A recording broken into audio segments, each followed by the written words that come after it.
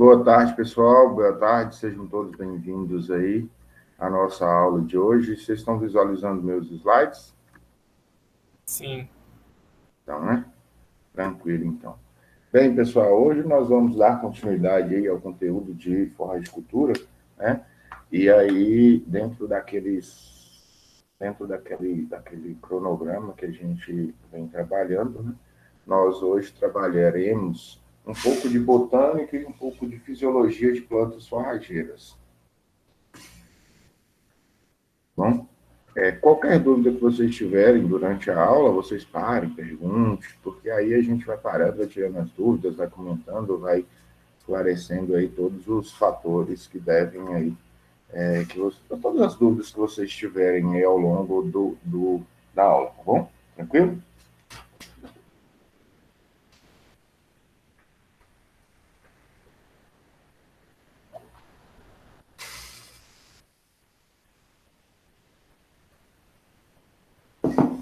Bem, estou chegando. Bem, pessoal, quando a gente fala de plantas forrageiras, né, de morfologia, de fisiologia de plantas forrageiras, eu ficaria aqui o ano todinho falando com vocês sobre isso. Por que ficaria o ano todinho com vocês falando sobre isso? Porque existem uma infinidade muito grande de plantas forrageiras aí, né? Nós temos plantas forrageiras de clima tropical, nós temos forrageira de clima temperado, nós temos forrageira monocotiledôneas, nós temos forrageiras dicotiledôneas, nós temos forrageiras que a gente chama de gramíneas, nós temos forrageiras que a gente chama de leguminosas, nós temos forrageiras arbóreas, nós temos forrageiras de hábito de crescimento decumbente, nós temos forrageira de hábito de crescimento ereto, nós temos árvores que são plantas forrageiras. Então, se eu parar aqui um dia para a gente falar assim, vamos falar de planta forrageira, a gente vai ficar uma infinidade de tempos aqui falando sobre tais, tá? Quando a gente fala de plantas forrageiras de maneira geral, nós geralmente a gente aborda mais sobre gramíneas. Por que gramíneas, professor? Porque cerca de 95% dos animais, nós estamos falando de 220 milhões de cabeças de animais, de bovinos, vamos dizer assim, né? Mas aí tem caprinos, tem suínos também, eles pastejam, né? No sistema ciscal, enfim. Mas vamos concentrar a ideia aí da bovinocultura e fazer essa correlação com a com a forragicultura, tá? Quando a gente fala de 220 milhões de cabeças, 95% desses 220 milhões, eles se alimentam de capim, né? Então, o foco maior durante a aula de hoje, nós falaremos mais sobre capim e também falaremos de outras forrageiras, tá? Mas vamos focar mais nos capins aí. O óculos está difícil de limpar aqui, tá? Bem, pessoal, quando a gente fala de forrageiras, né, existem uma série de fatores que vão determinar, ou que serão determinantes para que aquela forrageira ela expresse seu máximo potencial ali, né, durante o seu consumo, tá? Os fatores são morfologia, fisiologia, adaptação, qualidade, produção de matéria seca e aceitabilidade. A partir de agora, a gente vai abordar. Opa! Ah, não, está gravando sim.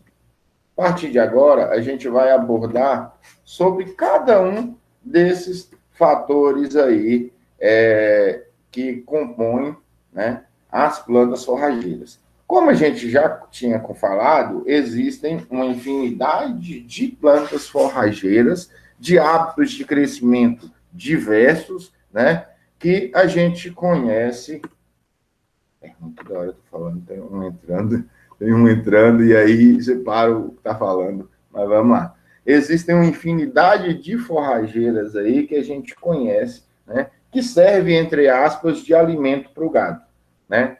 Para o gado, para os ovinos, para os caprinos, para os equinos, que alimentam aí, geralmente alimentam dessas forrageiras. O hábito de crescimento dessas forrageiras são diversos. Tem forrageiras que crescem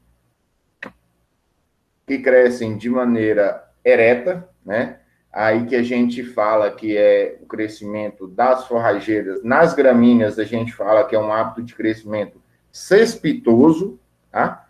Só eu coloquei um trem no céu da boca aqui, eu tô falando com a língua meio presa. Qualquer coisa, se vocês não entenderem, minha dicção tá ruim pra caramba. Se vocês não entenderem, pare e pergunta que eu repito, tá? A maioria das gramíneas, perdão, algumas gramíneas, elas têm o hábito de crescimento ereto, ou o que a gente chama de cespitoso. Quais são essas gramíneas? Diversas gramíneas, ou todas as gramíneas do gênero Pennisetum, né? Capim-elefante, capim-elefante anão, deu uma... Capim-elefante. Meu Deus do céu, como é que é o nome dos. Capim-elefante, vamos falar de capim-elefante. Capiaçu. Capim-açu. Capiaçu. Né? Napiê, boa, obrigado. A cabeça tá ruim. Tem alguns, ou quase todos, do gênero pânico aí, Mombasa, Tanzânia, tá? Nós temos do gênero das braquiárias, nós temos aí MG5, tá? Que ele tem um hábito de crescimento cespitoso. O MG4, ele é um intermediário entre um cespitoso e um decumbente, tá? É um capim bom, mas não é bom. É um capim que ele responde, mas entre ele e o MG5, eu trabalho com o MG5, entendeu? Nós temos uma infinidade de tipos de capins, tipos de materiais genéticos diferentes aí. O marandu ou o braquiarão, que o pessoal conhece, né? E nós temos também forrageiras de hábito de crescimento decumbente, ou também hábitos de crescimento estolonífero, que a gente chama, né? De decumbente, a gente tem a dictioneura, a gente tem a braquiarinha, né? A decumbens, tá? A gente tem as de hábito de crescimento estolonífero, nós temos aquelas do gênero sínodo, né?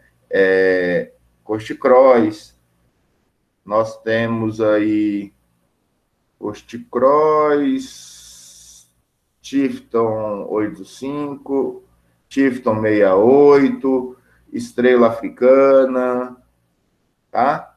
São algumas das espécies aí que crescem de maneira decumbente, né? Formando ali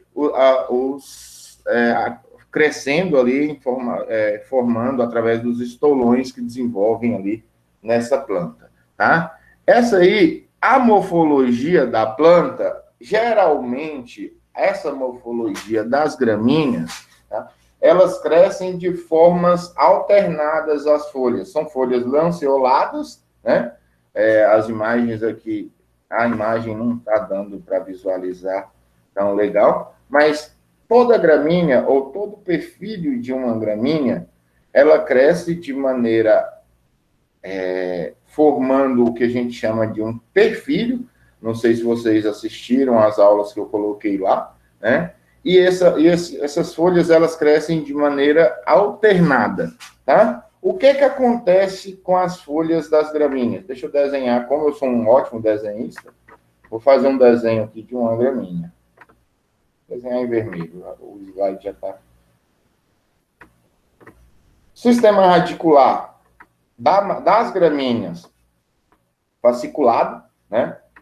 Cerca de 80% do sistema radicular das gramíneas, elas estão nos 20 primeiros centímetros. Por isso que aí o questionamento, acho que não lembro de quem foi, da questão do gesso e tal, Vai ter sistema radicular abaixo? Vai, mas cerca de 80%, mais de 70% do sistema radicular está no 0 a 20. Então, se eu oferecer condições no 0 a 20, essa planta ela vai desenvolver muito bem no 0 a 20, tá? Bem, o sistema radicular fasciculado, tá? As folhas, elas crescem em formato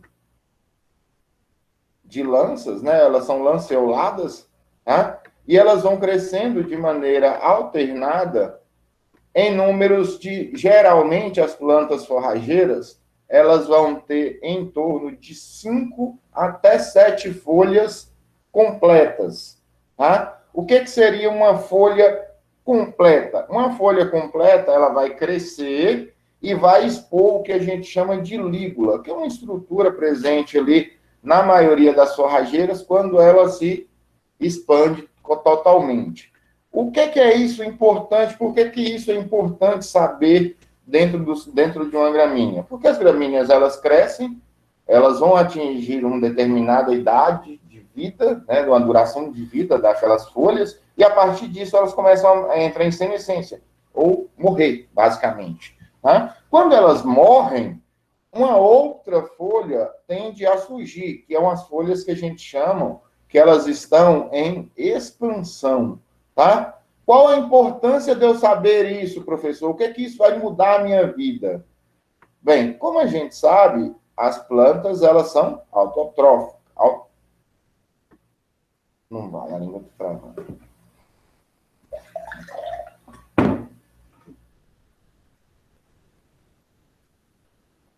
As plantas, elas são autótrofas, né? Elas produzem o seu próprio alimento através do processo que a gente chama de fotossíntese, de produção ali da fotossíntese, tá? Que a gente vai abordar no próximo assunto.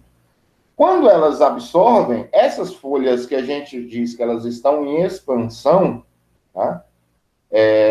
Elas não fazem captação de CO2, elas não realizam fotossíntese, tá? Quem realiza fotossíntese em maior quantidade é as folhas totalmente expandidas. Nesse caso aqui, essas folhas, elas são só dreno. E por causa disso, que elas são importantes, porque elas vão substituir as folhas baixeiras ali, né? A partir do momento que as folhas baixeiras, ela entram em senescência e começa a morrer, e morrem, uma folha em expansão, ela se torna totalmente, né, expandida ali quando ela expõe a sua lígula, tá? Isso é importante dentro do conhecimento, mais questão fisiológica da planta, a gente conhecer isso e entender a questão fisiológica.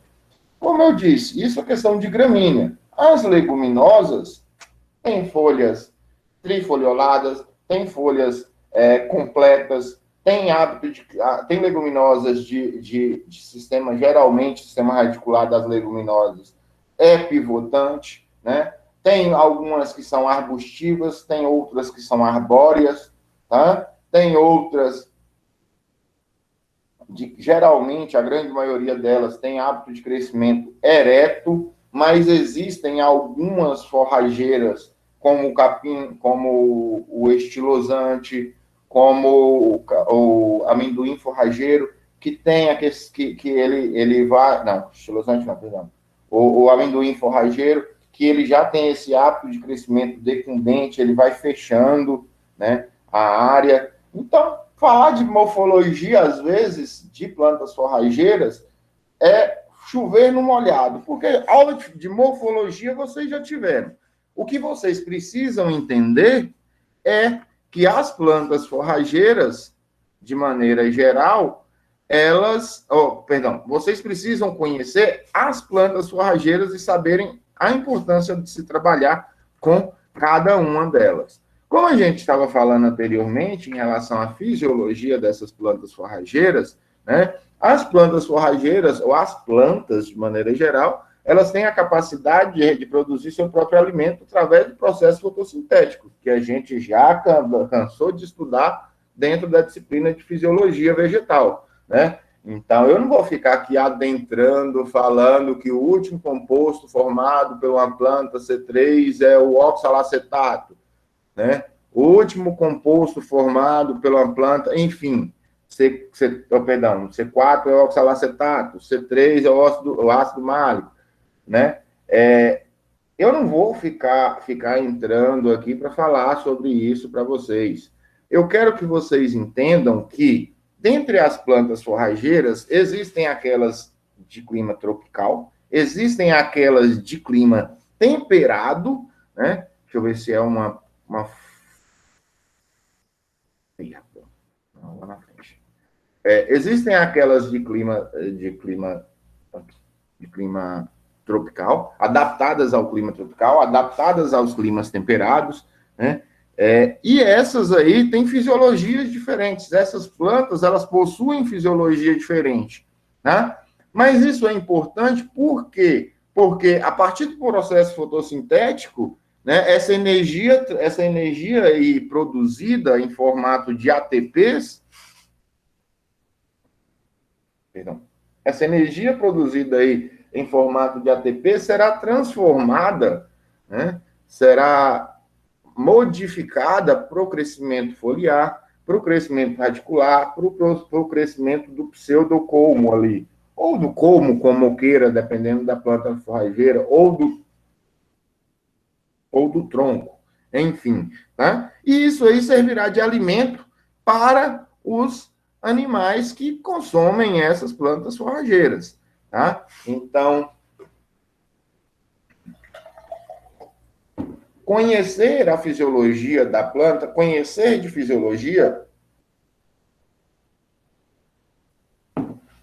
é extremamente importante dentro do processo produtivo, né? Dentro do processo inicial de implantação, por exemplo, de uma planta. Eu vou adaptar, por exemplo, um azevém dentro do estado de Rondônia? Pode ser que eu consiga, pode ser que desenvolva, mas a planta ela não vai expressar, vamos dizer assim, seu potencial máximo, né, no estado de Rondônia, porque ela é uma planta de clima temperado, né, e as características de desenvolvimento fisiológicas, elas não são adaptadas à região. Além das plantas C3 e C4, pessoal, nós ainda temos as plantas cans, né, que são os cactos de maneira geral. Professor, mas cacto, sim, em algumas regiões brasileiras são utilizados ali, né, a palma forrageira, por exemplo, ela é utilizada na alimentação animal, de bovinos, de caprinos, enfim. Tá? Que mais aqui?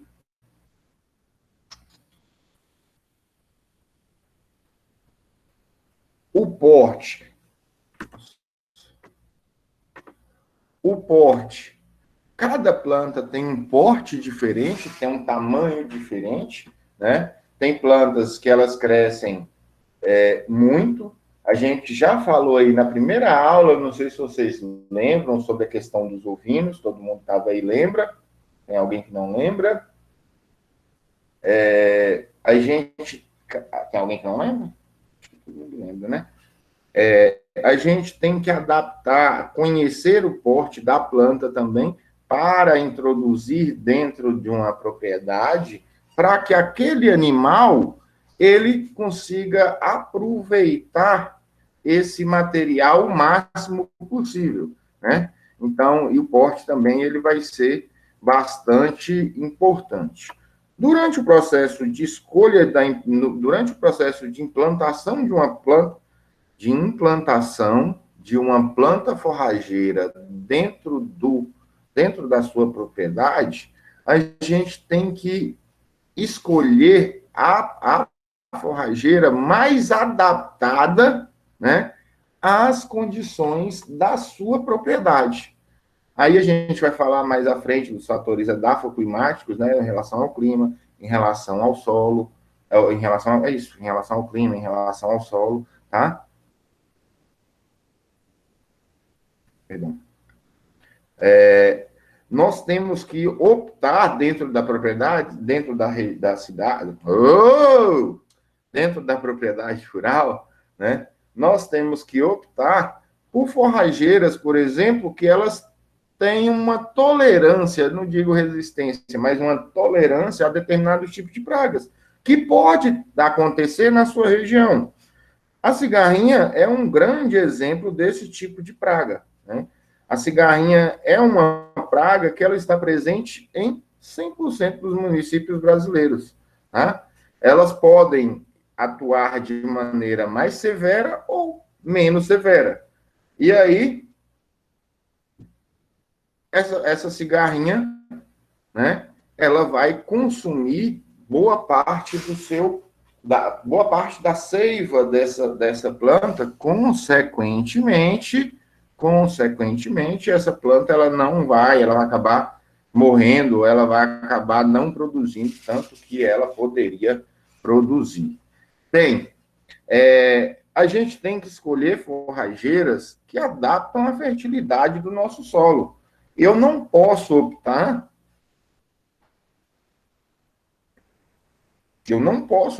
por exemplo, num capim-elefante. Eu até posso, né? Só que ele não vai expressar seu potencial produtivo. Eu não vou optar por um capim-elefante num solo, por exemplo, muito arenoso, ou um solo de baixa fertilidade. Se eu optar por esse capim-elefante, eu tenho obrigatoriamente saber que eu vou precisar fazer uma adubação para que aquele capim expresse seu potencial produtivo. Eu posso produzir, eu posso conduzir, mas esse capim ele pode não expressar todo o seu potencial ali.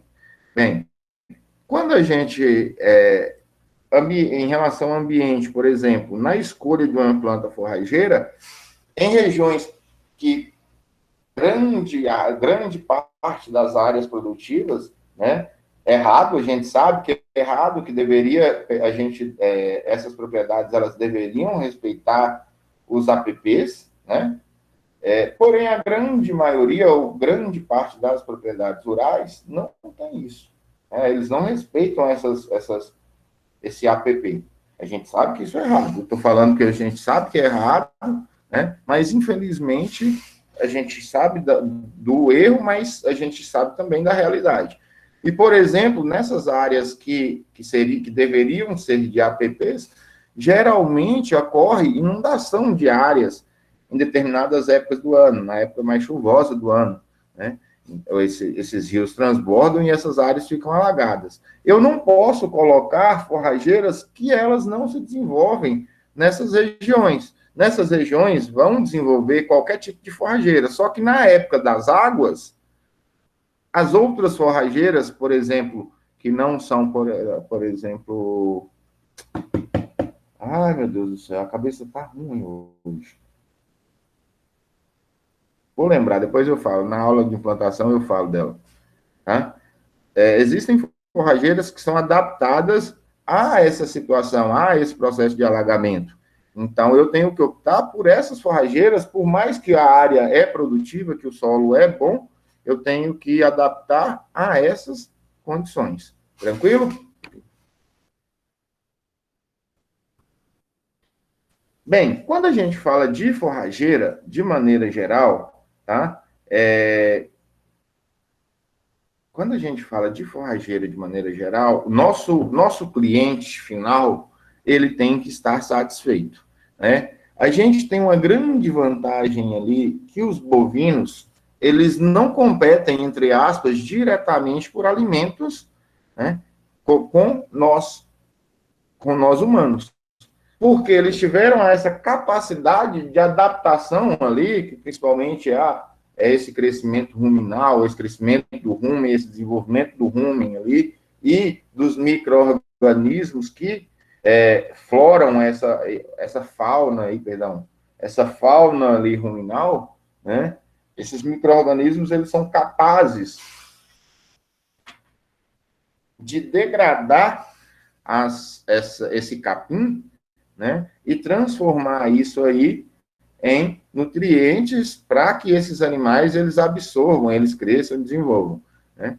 Então, para se produzir, para oferecer ao nosso cliente um produto de qualidade, esse produto ele tem que ter alta digestibilidade, né? Ele tem que ser digestível ou, entre aspas, digerir, né? A partir do momento que ele entra dentro do trato gastrointestinal do animal, grande parte desse alimento ele deve ser digerido ali através do processo de ruminação, né? Que os animais eles voltam ali esse alimento que eles consomem. Olha como é que é o processo de adaptação, né, Google? Eu acho muito sensacional. Um bicho que lá atrás era caçado, ele precisava sair para comer, ele ia lá, captava, comia, sem engolia sem mastigar, e depois ele aprendeu, adaptou a uma condição de que a gente chama hoje em dia de ruminar, ou voltar esse alimento dentro do seu estômago, né? Que seria o rumen, tá? Aí tem uma imagem desse rumen aqui, tá? Esse estômago desse animal, ele é dividido entre retículo, rumen, abomaso e omaso, tá bom? Perdão, omaso e abomaso, tá? Esse animal, ele, olha para vocês verem, ele consome esse alimento, né? Engole, enche sua barriga ou seu estômago, né?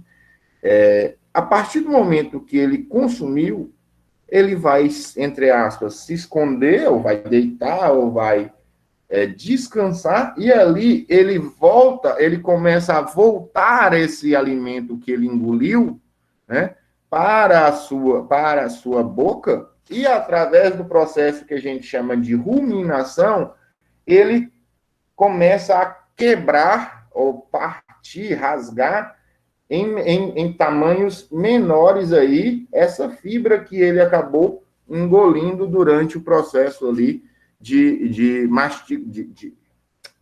do processo de alimentação.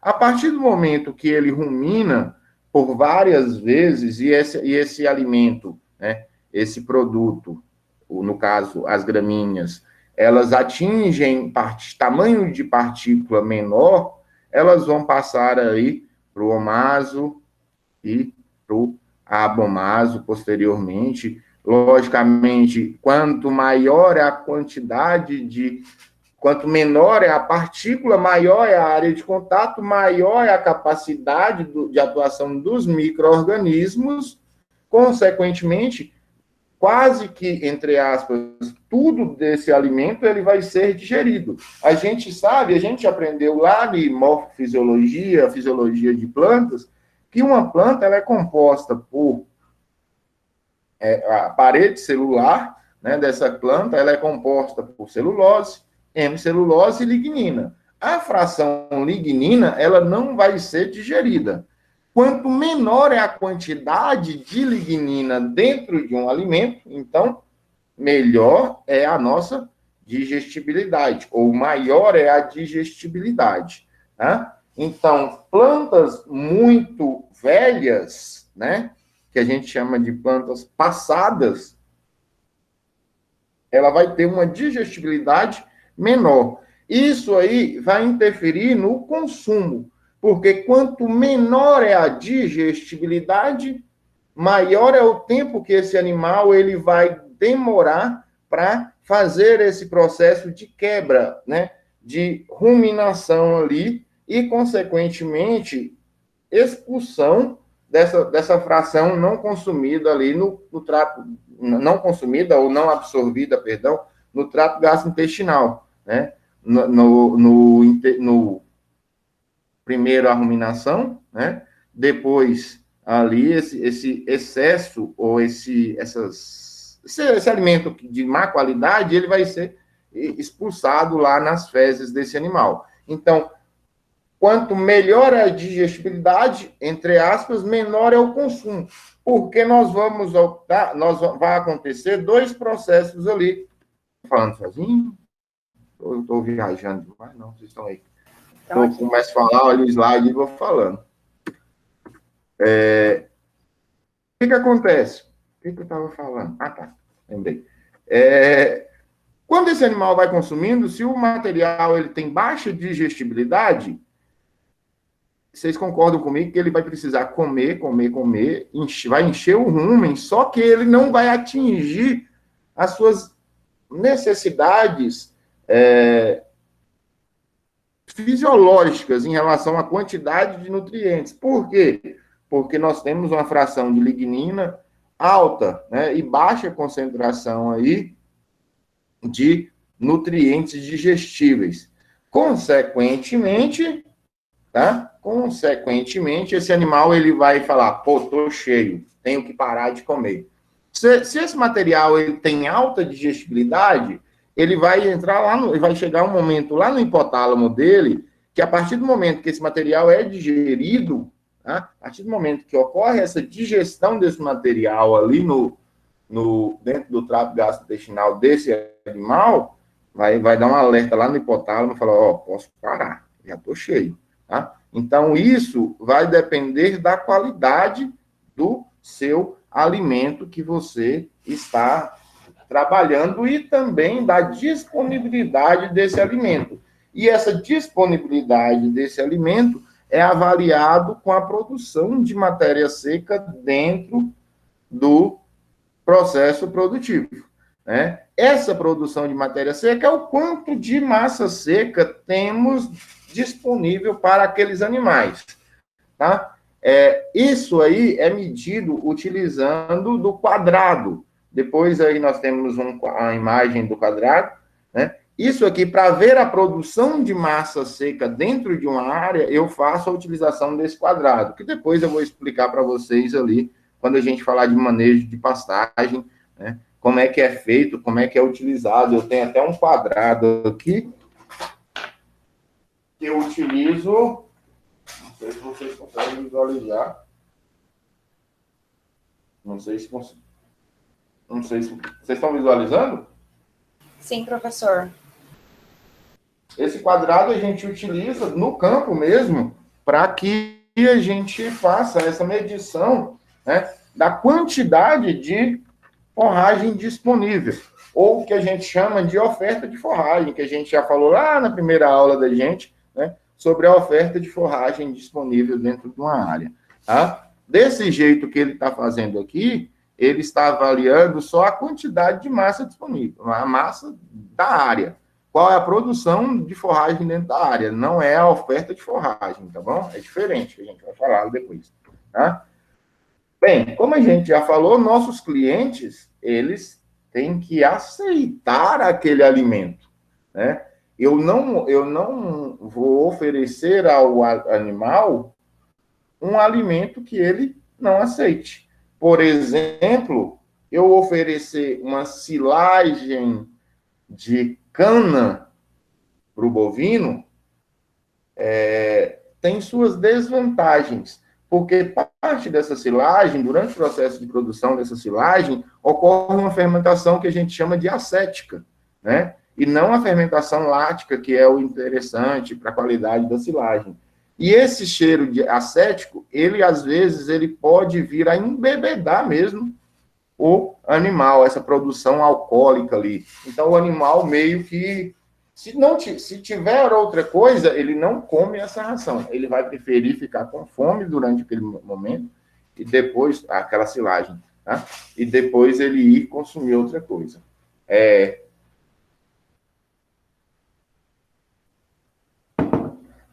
Bovinos, eles são bastante seletivos aí.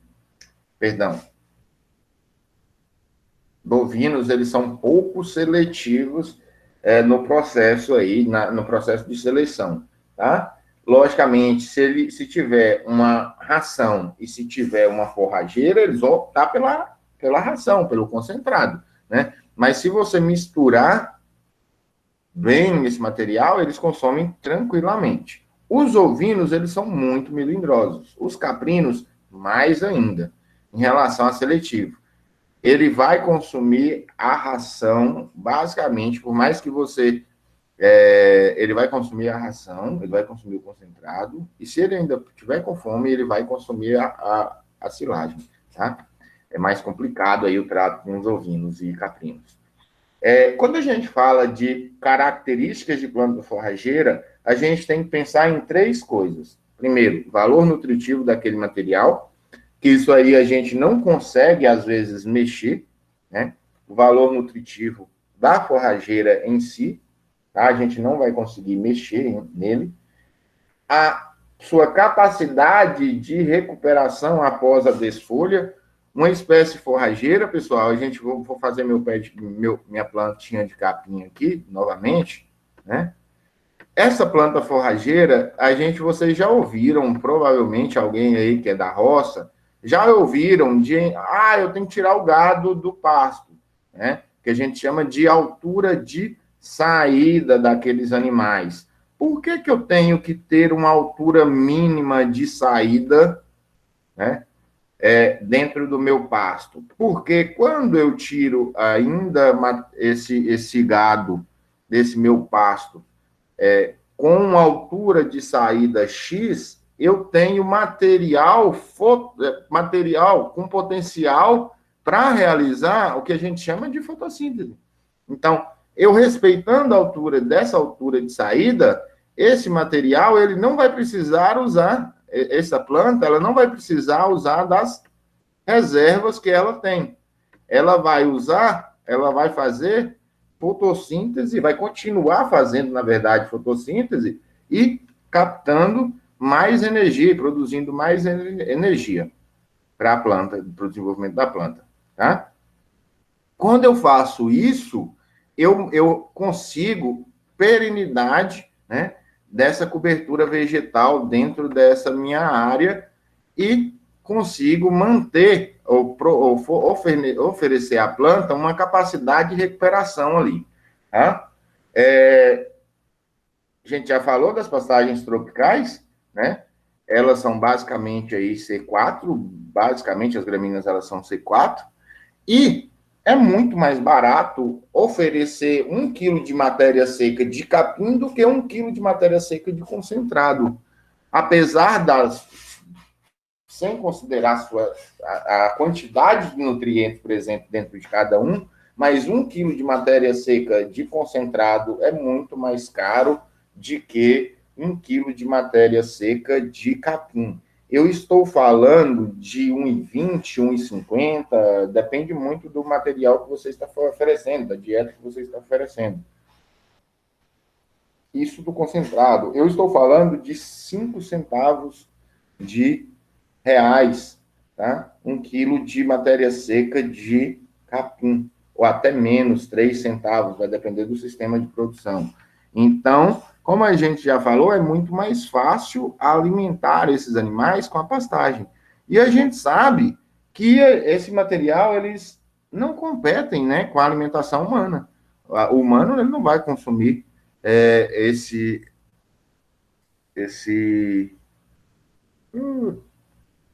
capim. Então, é uma forma com que a gente tem, de maneira barata aí, né, para alimentar. E aí, nós temos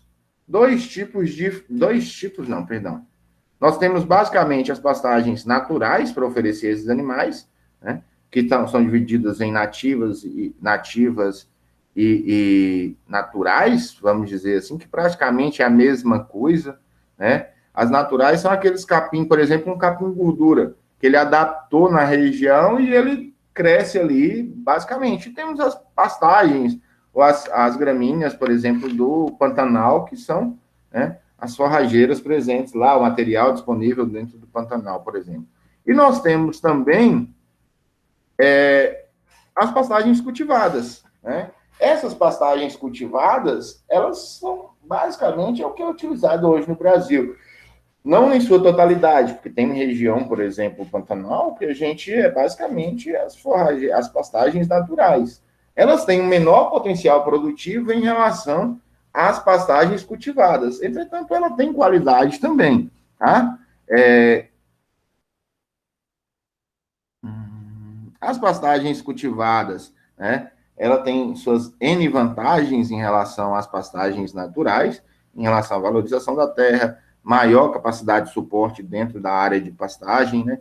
Uma maior necessidade de aumento da produtividade. A gente tem diversos cultivares adaptados às diversas condições brasileiras, tá? Então, geralmente, a gente opta pelas pastagens cultivadas, tá bom?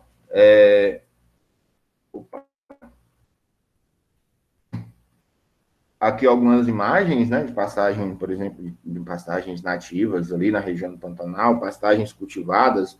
No caso aqui nós temos um capim mombaça, né, dentro de uma área ali. Temos as pastagens naturais lá, tá? Alguns fatores, eles vão limitar... Pois não. Só me explica um pouquinho de novo a diferença da nativa para natural. Vamos lá. Fazendo um favor. Por exemplo, a natural é um capim qualquer que adaptou a uma região. Capim gordura. Capim gordura, hoje em todas as regiões brasileiras, nós temos um capim gordura, né? Pode achar, na verdade tem, não, estou falando assim, pode encontrar um capim gordura, né? Nós temos, eu chamo, é uma daninha, mas, por exemplo, o rabo de raposa, a gente chama de rabo de raposa, tem outros nomes. É uma planta daninha. Ela é uma pastagem natural, tá? Perdão. Ai. Vê? Onde estou?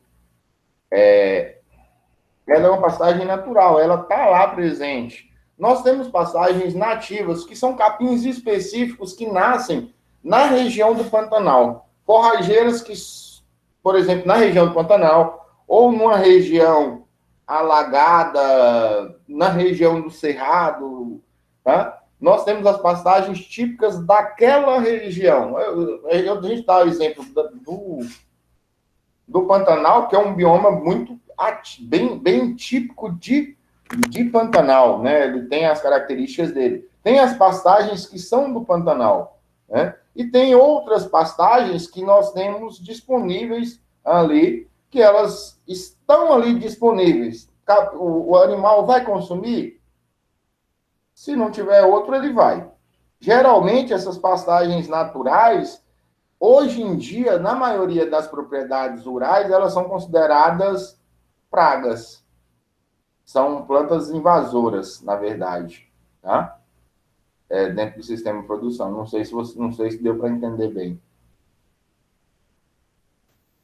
Deu mais ou menos, mas bora para frente. Vamos embora. Bem, quando a gente fala de produção de ruminantes, pessoal, a gente tem que atentar a alguns fatores. A composição física e química, né? Físico-química da forrageira, que a gente diz que é a composição nutricional da forrageira. Aí provavelmente, vocês já fizeram a disciplina de bromatologia e aprenderam aí as diferenças, né? Concentração de proteína, concentração de carboidratos solúveis, concentração de carboidratos não solúveis, concentração de FDN, concentração de NDT, tá? Essa composição nutricional, quanto maior é a composição físico-química da forrageira, melhor é a forrageira, mais nutritiva é a forrageira, tá? Quanto menor é a composição físico-química, ou quanto menor é a composição nutricional, pior é a forrageira. Mas não adianta ter material disponível nutricionalmente se eu não tenho, não adianta ter grande concentração de nutrientes e ter em baixa quantidade, porque o animal ele precisa de consumir em torno de 2,5% do peso vivo dele diariamente para ter ganhos ali, né? Então, se ele não consumir esses 2,5% do peso dele, ele não vai crescer, ele não vai produzir, tá? Então, um animal de 450 quilos de peso vivo, ele tem que consumir, por exemplo, diariamente, um animal adulto, né? Ele vai ter que consumir diariamente, 2,5 de 450 é o quê?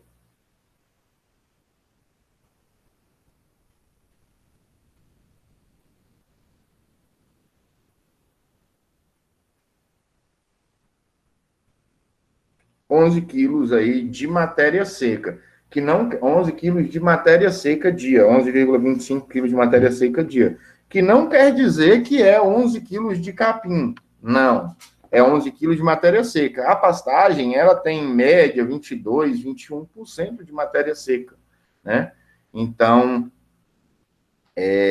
eu tenho que fazer a regra de 3 aí para saber a quantidade de capim e ver se ele tem disponibilidade. Quando a gente for falar lá de oferta de forragem novamente, né, de capacidade de suporte novamente, quando a gente for falar isso dentro de manejo, a gente vai falar sobre essa questão, tá?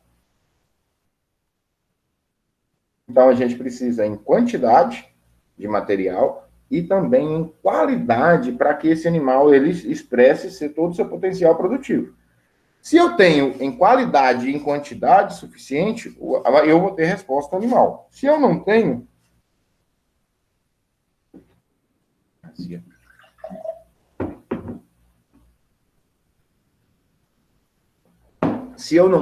eu não tenho resposta dos meus animais. E essa resposta vai depender dos fatores, e essa quantidade e essa qualidade depende dos fatores edafoclimáticos que temos dentro das forrageiras, tá? Esses fatores edafoclimáticos ali, pessoal,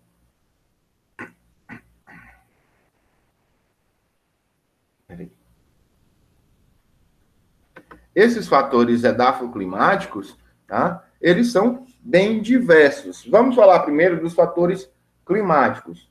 Os fatores climáticos, eles estão relacionados à quantidade de luz, quantidade de temperatura, fotoperíodo, precipitação, presença de ventos. O que o vento vai influenciar, professor, na planta?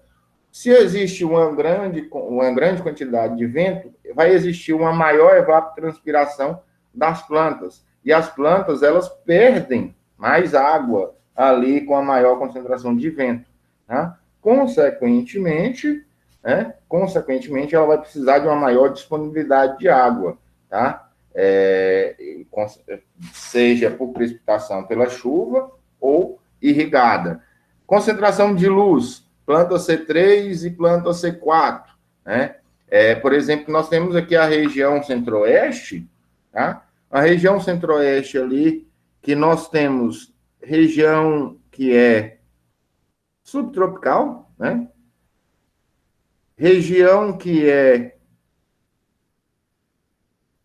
região no sul do Mato Grosso do Sul, é uma região mais subtropical, então ali é a disponibilidade, o crescimento de gramíneas C3, de gramíneas ali de clima temperado, elas se desenvolvem bem, tá? Na região de Cuiabá, na região do Goiás, grande parte do Mato Grosso do Sul, é região de cerrado, né? É região de clima tropical. É região seca, às vezes, a grande maioria das vezes do ano, falta a água, entre aspas, assim, né? Então, nós temos uma característica bem específica nessas regiões. São 6 meses de chuva, 6 meses de seca, né? Na região acima ali de Cuiabá, tá? Já é uma região de Amazônia, região amazônica, né? É uma região de clima equatorial. É uma região, olha, nós estamos dentro do Brasil, dentro de uma região brasileira, que nós temos 3 tipos climáticos, vamos dizer assim, diferentes, né? Capacidade climática diferente, tá? Então, nós temos que adaptar a forrageira às condições climáticas daquela região, daquele local onde eu estou querendo implantar a minha forrageira. Então, eu vou adaptar na região de Cuiabá uma forrageira que se limite a altas temperaturas, que produza em altas temperaturas, que passe esses 6 meses do ano de ausência de chuva ou com baixa quantidade de chuva, né? Que ela consiga suportar aí essa falta de chuva, tá? Eu tenho que eu tenho que escolher uma forrageira adaptada a essas condições climáticas, né? E o outro fator é o solo, né? É os fatores edáficos aí, a fertilidade do solo, as propriedades físicas do solo, a topografia do meu relevo. Qual é o meu relevo? Eu tenho um relevo de clima ondulado,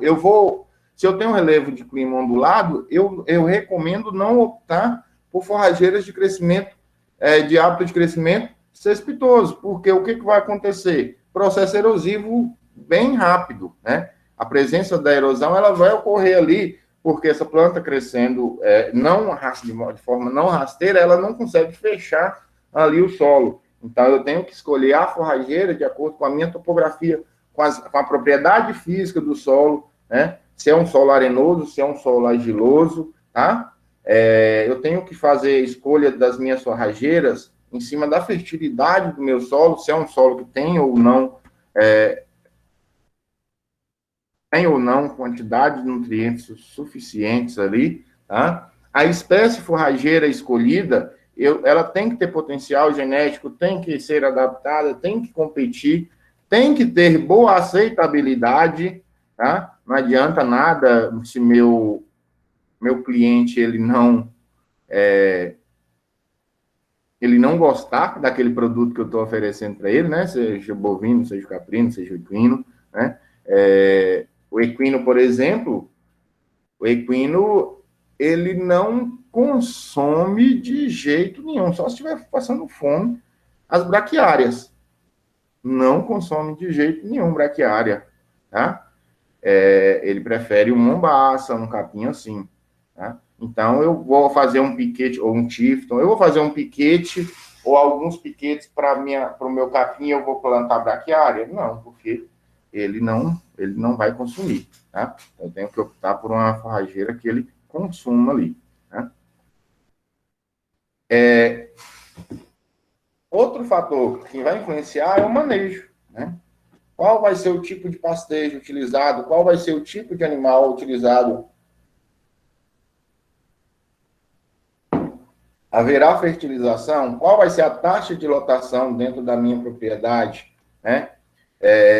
Porque com base nisso aí eu vou controlar invasora, eu vou manter meu pasto, né? A gente já falou aí em relação às gramíneas, às leguminosas, a quantidade ali que existem são infinitas, né? Tem diversas variedades, tem diversos cultivares, aí a gente tem uma diferenciação aí, né, de variedade, é quando a gente tem a planta que distingue das demais por características botânicas, por exemplo, cor de flor, né?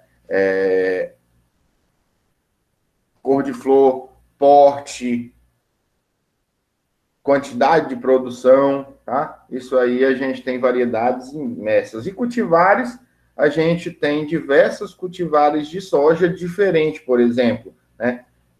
Ou então diversas cultivares de braquiária, MG5, MG4, Marandu, tá? Todas elas são braquiárias, só que elas são cultivares diferentes ali, né? De espécies forrageiras, tá? Ou de braquiária, são cultivares diferentes de braquiárias, tá? Nós temos plantas ali de clima temperado, que são chamadas de hibernais, e nós temos plantas de clima tropical, que são chamadas de estivais, né? Temos gramíneas, temos leguminosas, a gente já falou, então não vou ficar voltando, né? Temos gramíneas, por exemplo, anuais, aveia, centeio, azevém, nós temos o capim doce, né? Nós temos aí leguminosas, ervilhaca, serradela, não conheço, alfafa eu conheço, cornichão também não conheço, enfim, aí é para a galera que tem, se tiver alguém do sul aí, perguntar aos pais de vocês que moram no sul, ou que tem familiar no sul, lá eles vão ter gramíneas totalmente diferentes ali dentro da gente aí, da gente aqui, de vocês aí, da região norte, tá? Aqui nós vamos ter braquiária, aí vocês também vão ter braquiária. Lá eles trabalham com advém.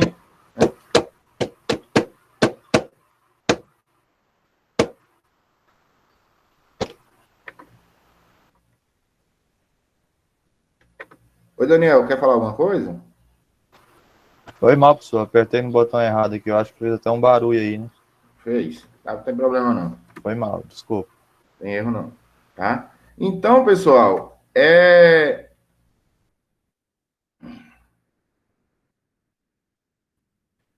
Então, pessoal, nós temos, como a gente já mostrou, a gente já falou, temos diversos tipos de forrageiras diferentes, adaptadas às mais diversas regiões brasileiras.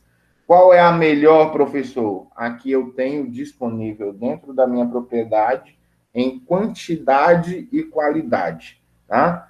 E para eu escolher a minha forrageira, esses fatores aí, ou alguns fatores que a gente vai dizer mais à frente, outros fatores que a gente vai explanar mais à frente de maneira mais detalhada, eles devem ser levados em conta durante o processo de escolha da sua forrageira. Tranquilo? Beleza? Alguma dúvida?